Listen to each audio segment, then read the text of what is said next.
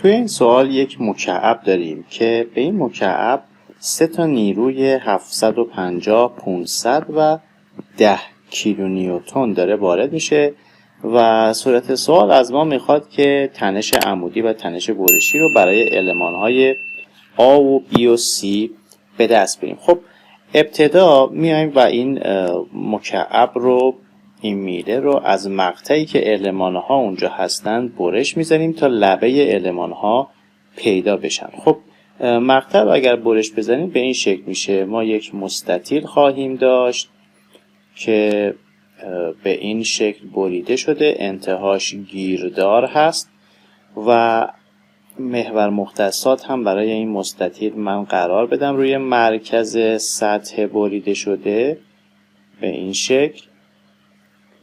محور مختصات رو هم اسم گذاری بکنم، یا از این طرف بکشمش تفاوتی نداره، از این طرف بکشیمش، از این سمت و به این شکل. محور رو اسم گذاری میکنم X، این رو اسم گذاری میکنم Y و Z. خب لبه المان ها هم اینجا هست دیگه. المان A این روی این نقطه قرار داره، این المان A، المان B اینجا قرار داره و المان C هم این گوشه.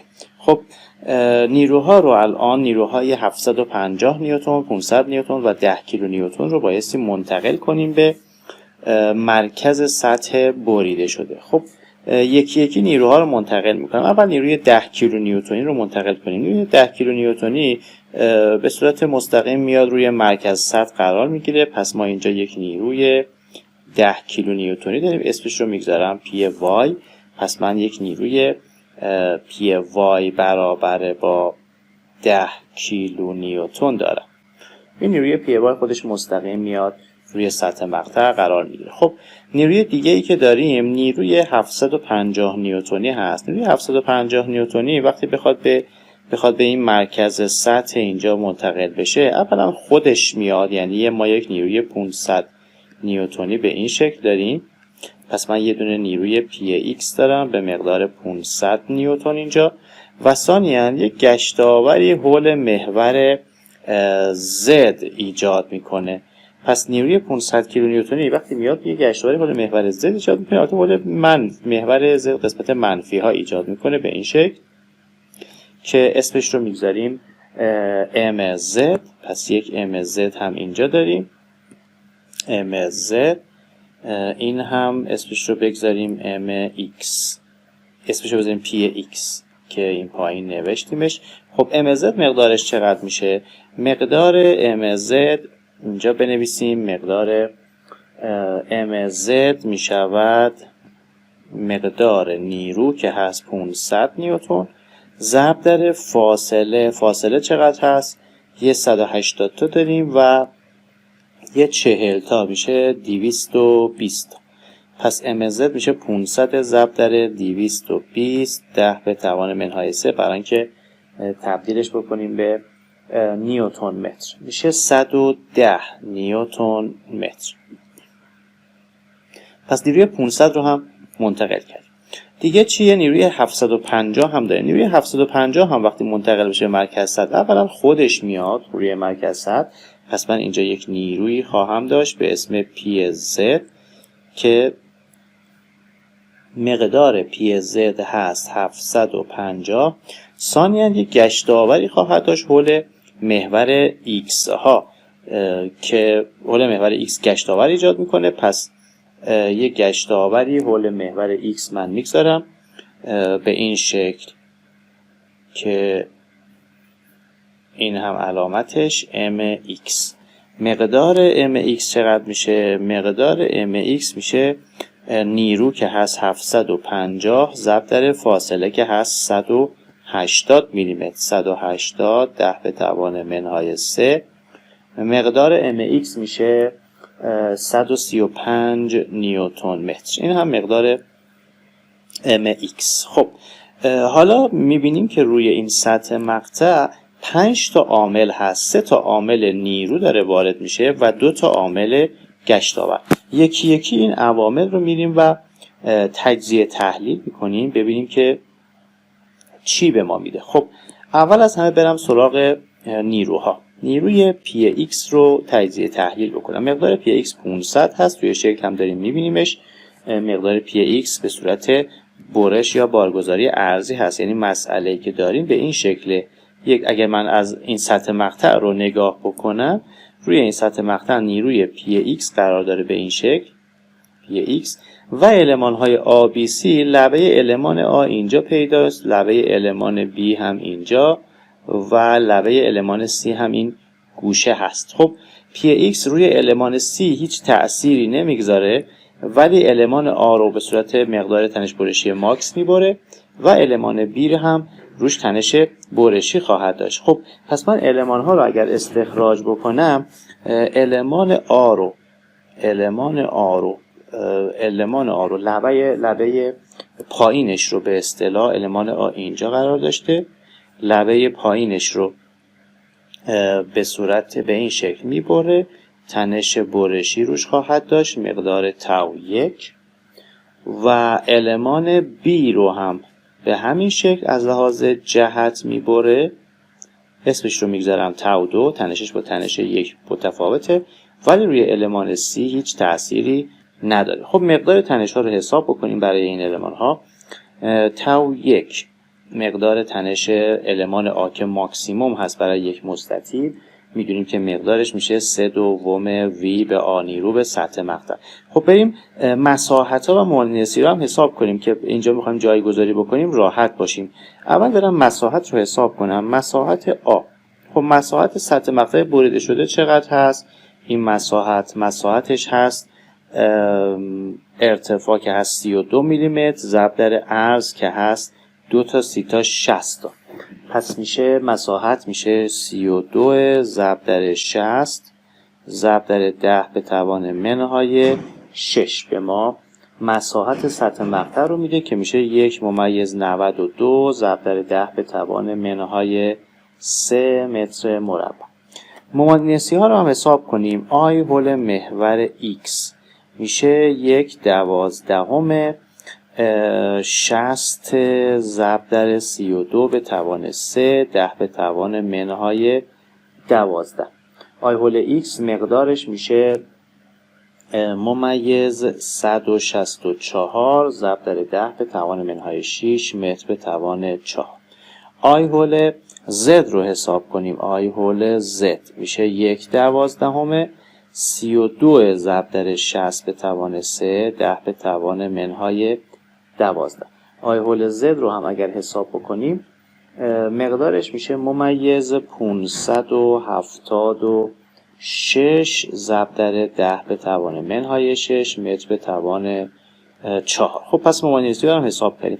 حالا مساحت رو پیدا کردیم 1/192 ضرب در 10 به توان منهای 3.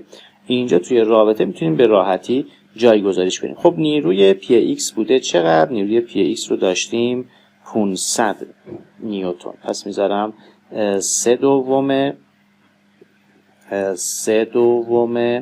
ضرب در 500. مساحت رو هم داشتم 1/92 ضرب در 10 به توان منهای 3 و تنش روی المان 1 یا تاو 1 به دست میاد. مقدار تاو 1 میشه ممیز 4 مگاپاسکال. برای تاو 2 یا تنش روی نقطه B اگر این سطح مقطع رو در نظر بگیریم، مساحت این سطح مقطع اسمش رو بگذارم آی B میشه چقدر؟ از روی شکل دقت بکنیم. مساحت این سطح مقطع میشه عرضش که 15 هست و ارتفاع هم 32. پس 15 عرض ارتفاع 32. آی B میشه 15 ضرب در 32. خب برای حساب کردن Q یا این قسمت Q میشه A ضرب در Y بار. 15 ضرب در 32 مساحت ضرب در Y بار فاصله مرکز سطحش تا مرکز سطح کل جسم. خب اگر این عرض بود 15 این هم 15 وسط این میشه 7.5 و 15 میشه 22.5. پس ضرب در 22.5 ضرب در 10 به توان منهای 9. این A این هم Y بار ضرب در 10 به توان منهای 9 هم میکنیم برای اینکه تبدیل به مترش بکنیم. خب پس Q رو میتونیم به این شکل پیدا بکنیم. Q میشه 10.8 ضرب در 10 به توان منهای 6 ضرب در 10 به توان منهای 6. خب برای المان B تاو 2 تنش از رابطه VQ به IT حساب میشه. نیرو رو داریم 500 نیوتن، Q رو پیدا کردیم الان 10.8 ضرب در 10 به توان منهای 6 تقسیم بر I مومان اینرسی حول محور X رو میخوایم که مقدارش هست ممیز 164 ضرب در 10 به توان منهای 6. پس تقسیم بر ممیز 164 ضرب در 10 به توان منهای 6 ضرب در T ضخامت جایی که المان B هست 32 میلیمتر ارتفاع رو داریم، پس 32 میلیمتر. خب مقدار تاو 2 به دست میاد. مقدار تاو 2 میشه ممیز 293 مگا پاسکال. این تأثیر نیروی PX روی المان‌های A و B و C. بریم سراغ تأثیر نیروی PY. خب PY کجا هست؟ PY این هست که تمام المان‌های ABC رو لبه هاشون رو میکشه، در از تنش عمودی روی المان‌ها ایجاد میکنه. پس من تأثیر PY رو اگر بخوام ببینم، PY المان A رو میکشه به این شکل، المان B رو هم میکشه، المان C رو هم میکشه. تأثیرش روی هر سه تا المان یکسان هست. اسم تنش هاشون رو هم میگذارم سیگما 1 و مقدار سیگما 1 از رابطه P به A به دست میاد، نیرو به سطح مقطع. خب PY مقدارش هست 10 کیلو نیوتن، پس 10 ضرب در 10 به توان 3 تقسیم بر A. مساحت رو داشتیم 1 ممیز 192 ضرب در 10 به توان منهای 3 و تنش عمودی ناشی از نیروی PY به دست بیاد که میشه 5.2 مگا پاسکال، مقدار سیگما 1 برای هر سه تا المان. خب تأثیر بعدی PZ هست. PZ رو ببینیم. PZ این نیرو هست. پس PZ رو اگر بخوایم تأثیرش رو ببینیم، PZ یک سطح مقطع به این شکل داریم که به این شکل داره نیرو بهش وارد میشه و لبه های المان این بالا هست، المان های A B C. خب میبینیم که PZ روی المان های A و B و C هیچ تأثیری نداره. Q در اصل برای PZ 0 هست. پس المان A، المان B و المان C هیچ تنشی بهشون وارد نمیشه به خاطر PZ. پس PZ تأثیری نداره. بریم سراغ گشتاورها. یه گشتاور MX داریم اینجا، MX که میبینیم MX المانهای ABC رو لبه هاشون رو میگیره میکشه و تحت خمش قرار میده سطح مقطع رو. پس من MX رو بکشم اینجا، MX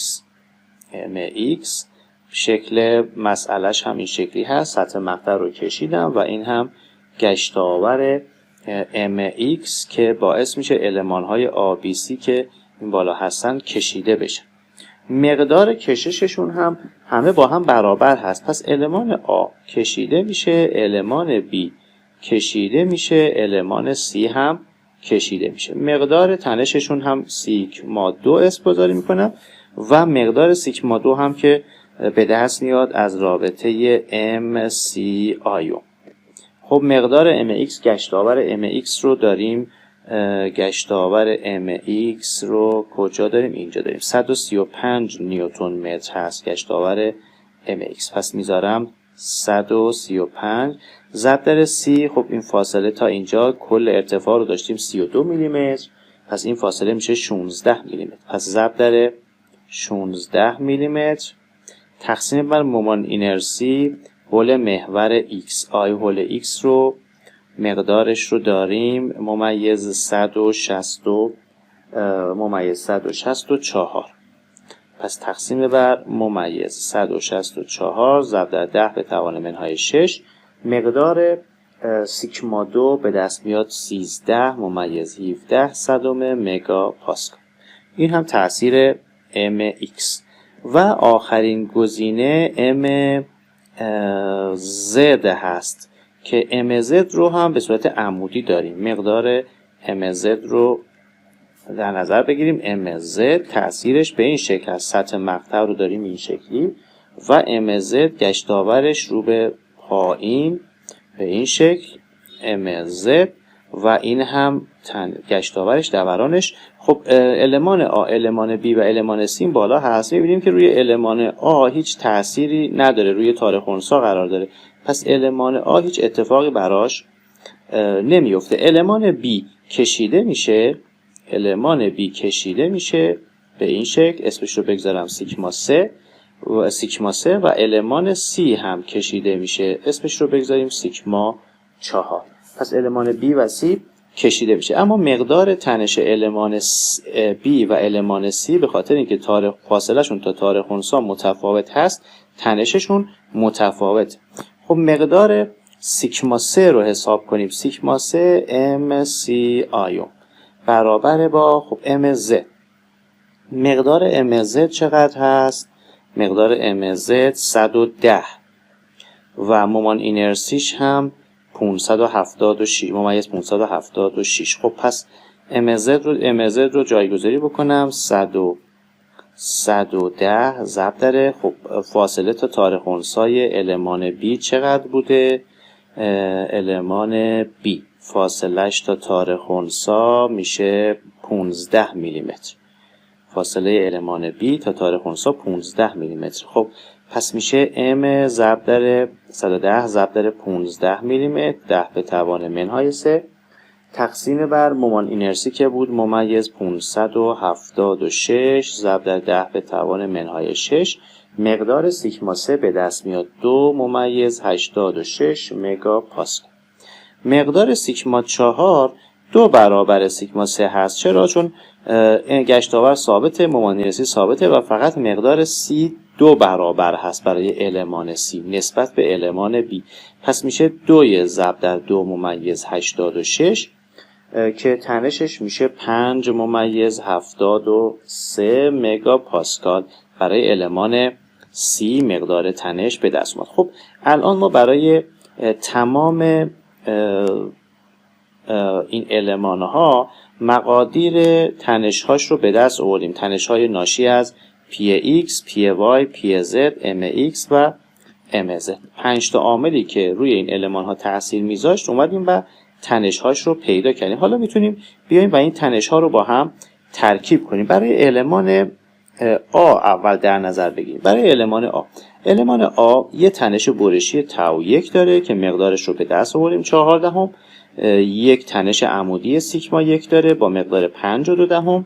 اینجا هیچ تأثیری نداره. یه تنش عمودی کششی با مقدار 13.17 داره و تأثیر MZ هم که روش بی تأثیر هست. MZ هم روی المان A بی تأثیر هست. خب پس میام برای المان A مشخصاً تنش ها رو می نویسم. المان A یک تنش برشی داشت به مقدار 14 و یک تنش بعد چند تا تنش عمودی هم داره. یک تنش عمودی 5.2 کششی داشت، یک تنش 13.17 کششی داشت.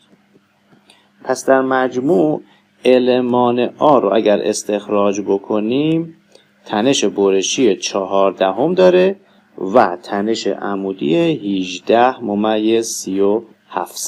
این المان A. بریم سراغ المان B. المان B به چه شکلی هست؟ یه تنش برشی داره به مقدار تاو 2 یعنی ممیز 293 و یه تنش عمودی 5.2 کششی داره، یه تنش عمودی دیگه به مقدار 13.17 و یه تنش عمودی دیگه به مقدار 2.86 که بایستی اینها با هم ترکیب بشه. پس میام برای المان B می نویسم. المان B، وضعیت المان B یه تنش برشی داشت به مقدار ممیز 293 و تنش عمودیش به چه شکلی بود؟ یه 5.2 کششی داره، یه دونه 13.17 کششی داره و یه دونه هم 2.86. خب در مجموع المان B وضعیتش به این شکل میشه. تنش برشی ممیز 293 داره و یه تنش عمودی داره به مقدار 21/23. المان C وضعیتش به چه شکلی هست؟ المان C تنش برشی نداره، یه تنش عمودی داره 52 اینجا دوباره تنش نداره، یه تنش عمودی دیگه داره به مقدار کششی 13.17، یه تنش عمودی دیگه هم داره به مقدار 5.73. پس المان C فقط تنش عمودی داره، تنش برشی نداره.